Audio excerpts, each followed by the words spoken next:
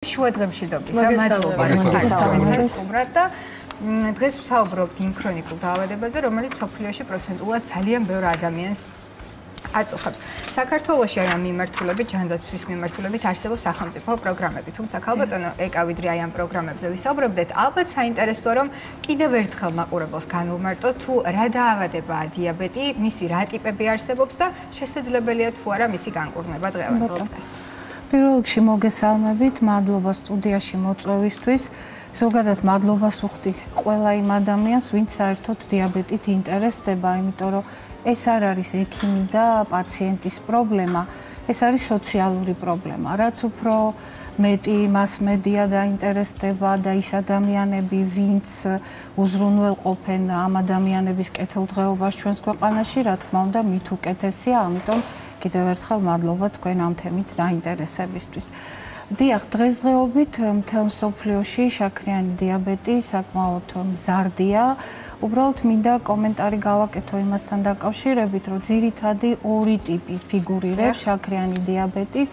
ერთი გახლავთ სწორედ პირველი ტიპი, ანუ ინსულინ დამოკიდებული შაქრიანი დიაბეტი, რომელიც ხდება სწორედ მეტი წილი ბავშვთა და მოზარდთა ასაკში.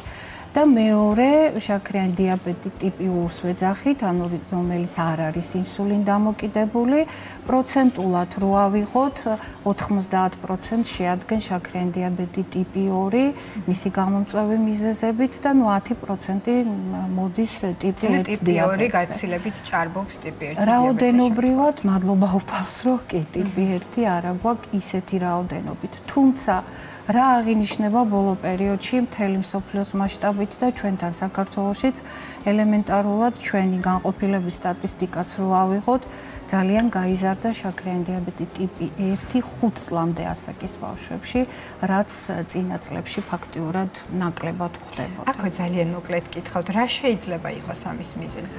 იცით რა, თვითონ შაქრიანი დიაბეტი ტიპი 1, ანუ ინსულინ დამოკიდებული, ეს არის კუჭქვეშა ჯირკვლის, სადაც ინსულინი გამომუშავდება, იმის წინასწარ განწყობა გენეტიკური. ფაქტორები, რომლებმაც შეიძლება ხელი შეუწყოს, ძალიან ბევრია და ალბათ ერთი გადაცემა არ გვეყოფა ამ ფაქტორებზე სასაუბროთ, უბრალოდ რეალობა ის არის, რომ არსებობს კუჭქვეშა ჯირკვლის გენეტიკური წინასწარ განწყობა და დამატებით ხელშემწყობი ფაქტორები, რომლებიც იწვევენ ამ დაავადების გამოვლინებას. გენეტიკურის გარდა შეიძლება რომ შეძენილიც იყოს ესეთი ტიპი. იცით როგორ არის ეს ტერმინოლოგია, უბრალოდ შეძენილი გენეტიკური ესე არა გვაქვს სამედიცინო, კი ხალხი ხმარობს ამ ტერმინს, რომ შეძენილ დიაბეტს ეძახიან უფრო მეორე ტიპის დიაბეტს, პირველი ტიპი რადგან ბავშვობის ასაკიდან არის, ამიტომ რაღაც ცოტა სხვანაირად აღიქვება. რეალურად მექანიზმი ამ ორი დიაბეტის არის განსხვავებული, მისი პათოგენეზი მისი განსხვავებულია, რა თქმა უნდა, ბავშვთა ასაკში და პირადად მე ამ წუთას როგორც ბავშვთა ენდოკრინოლოგი მისი სახელით გამოვდივართ, ჩვენ გვაქვს ინსულინ დამოკიდებული შაქრიანი დიაბეტი ტიპი 1. კი ბატონო, თუმცა ორივე ტიპთან ერთად დღევანდელ დღეს ცხოვრება არის ძალიან ჩვეულებრივი, შეიძლება რომ ვთქვათ, იმიტომ რომ რეალურად დღევანდელ დღეს მედიცინა არის ძალიან განვითარებული და ადამიანებს ალბათ იმდენი დისკომფორტი ნამდვილად აღარ ექნებათ, რამდენიც წლების წინ შესაძლოა რომ ყოფილიყო. აი ანუ არის სწორედ ეს ადამიანი, რომელიც გვეტყვის მაგალითად ზუსტად. ანუ თქვენ 4 წლის იყავით, როდესაც თქვენმა მშობლებმა აღმოაჩინეს, რომ დიაბეტი გქონდათ, ცხადია ეს არ გეხსოვებათ ალბათ. მახსოვს. როგორია ამ დაავადებასთან ერთად ცხოვრება? პირველ რიგში მადლობა, რომ დამპატიჟეთ. მეორე რიგში ვიტყვი იმას, რომ მე ვთვლი, რომ გამიმართლა, რაოდენ უცნაურადაც არ უნდა ჟღერდეს, დღევანდელი გადმოსახედიდან ვთვლი, რომ გამიმართლა, რომ ტიპი 1 მაქვს და არა 2. რადგან ის რომ დიაბეტიანმა ადამიანმა იცხოვროს სრულფასოვნად, ჭამოს ნორმის ფარგლებში ის რაც უნდა, ჩემ ასაკში ცოტა დალიოს კიდეც, გაერთოს და ასე შემდეგ, ამის საშუალებას ნაკლებად იძლევა ტიპი 2.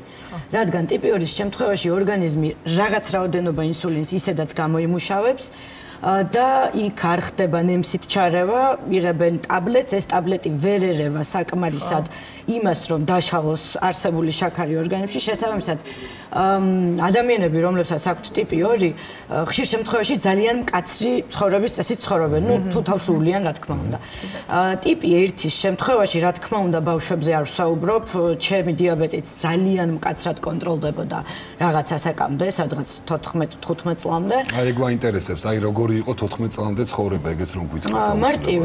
მარტივი, ჩემთვის მარტივი, იმიტომ რომ პირველ რიგში იმაშიც გამიმართლა ალბათ, რომ ძალიან პატარა ვიყავი, როცა ეს წყალებში პრობლემა შემოვიდა ჩემს და ჩემი ოჯახის ცხოვრებაში.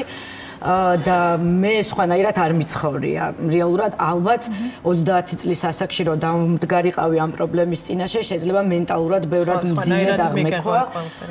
თუმცა იმდენად პატარა ვიყავი, რომ რეალურად ვერც აღვიქვი და თავიდან ბოლომდე ამ ყველაფერმა გადაიარა ჩემს მშობლებზე. უფრო მეტად დედაზე, რადგან დედა დგებოდა ღამე, რამდენჯერმე მიზომავდა შაქარს და ასე შემდეგ.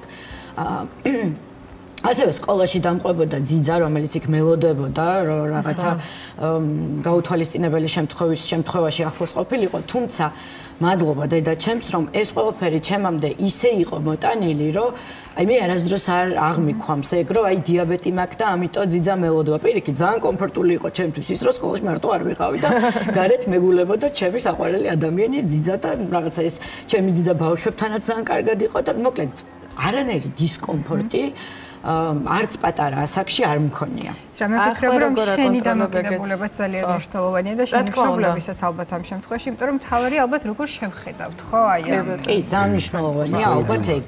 თუმცა კიდევ ერთხელ ვიტყვი რომ რაღაც ასაკამდე ჩემი დამსახურება ნამდვილად არ არის რომ ესე ჯანსაღად მივიღებ მე ეს პრობლემა. დიდი წვლილი კი არა და აი 99% დედაჩემს და მამაჩემს ამისთვის მადლობა. გოგას მამაჩემს სხვა დამოკიდებულება აქვს რეალურად იმდენად განიცდიდა რომ საერთოდ გაერიდა ამ თემას და აი ვითომ არ არსებობდა ეს თემა აი არ ეხებოდა და აქედან გამომდინარე მე არ ვგრძნობდი რომ რაღაცა სხვანაირად იყო ჩემს ცხოვრებაში დედაჩემმა იარა ბეწვის ხიდზე იმიტომ რომ თან მოეარა ჩემთვის შესაბამისად და კომპენსირებული ყოფილიყო ჩემი დიაბეტი და თან მე არ მეგრძნო თავი განსხვავებულად. არასდროს არ დაუშლია ჩემი სადმე წასვლა ან დაუშვათ დაბადების დღეებზე აი სწორედ ეს აღნიშნე წეღან რომ მიმატებდა დოზას ინსულინის და იმ ტორტსაც და რაღაცასაც მაძლევდა რომ მე სტრესი არ მიმეღო ამ ყველაფრისგან. და შესაბამისად არ ვიცი დღეს მართლა აი დღეს საინტერესოა ამ პერიოდში როგორ აკონტროლებ. გავიწყდება ხოლმე ხანდახან? მავიწყდება არა, საერთოდ არ მახსოვს. საერთოდ არ მახსოვს.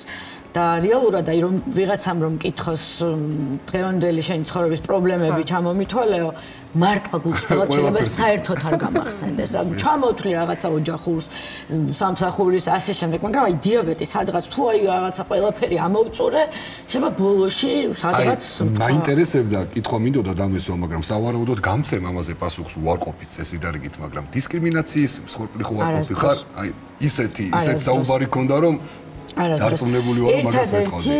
სირთულე ხომ არ ყოფილა კიდევ აი იმ ბავშვობის წლების გარდა. არანაირი. ერთადერთი იქიდან გამომდინარე ესე ძალიან თავისუფლად გავიზარდე და ჩემთვის ეს თემა მებრძოლია. მისაღები იყო რაღაცნაირად.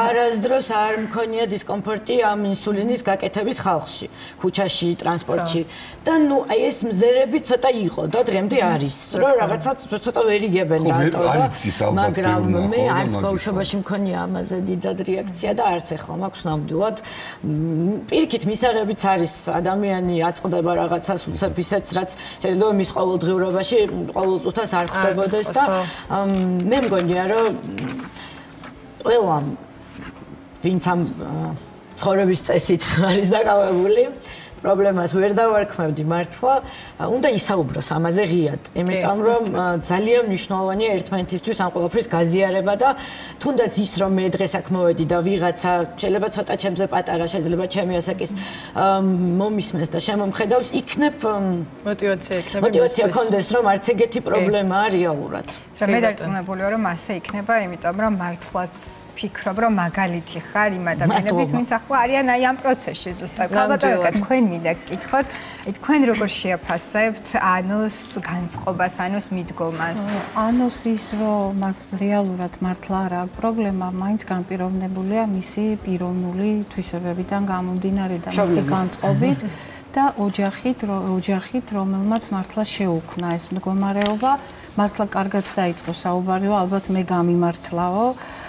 იმიტომ რომ შაქრიანი დიაბეტი არის ქრონიკული მდგომარეობა და თუ ამაში ოჯახის წევრები არ არიან ჩართული და თუ აი ეს მდგომარეობა არ გაუადვილეთ, ემოციურად სწორად არ მიუდექით, ბავშვსაც ძალიან გაუჭირდება და მეცაც გეტყვით, როდესაც ჩვენთან ახალგამოვლენილი დიაბეტი შემოდის, სულ ვაკვირდებით მშობელს, თუ მშობლის გაწყობა არის შედარებით პოზიტიური, მართვის კუთხითაც ნაკლები პრობლემები გვექნება ესეთ ბავშვებთან.